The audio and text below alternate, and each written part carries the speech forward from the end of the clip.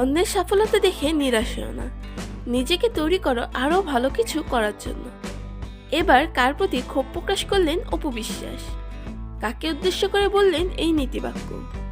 তো প্রিয় ভিউয়ার্স, বিস্তারিত জানতে না টেনে সম্পূর্ণ ভিডিওটির সাথে থাকুন।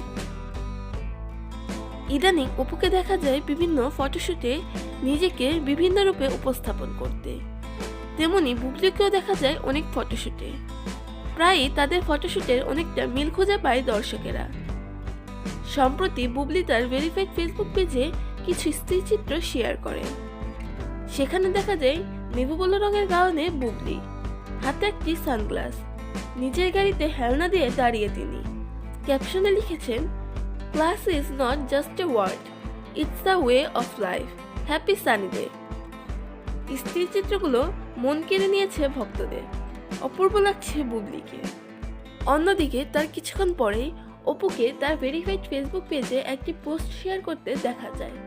অফ হোয়াইট রঙের একটি স্যুটে দেখা যায় অপুকে, তাকেও লাগছে অপূর্ব।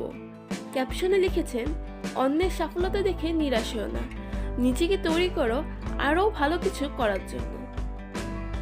অপু কি তাহলে কথাটি বুবলিকে উদ্দেশ্য করে বলেছে?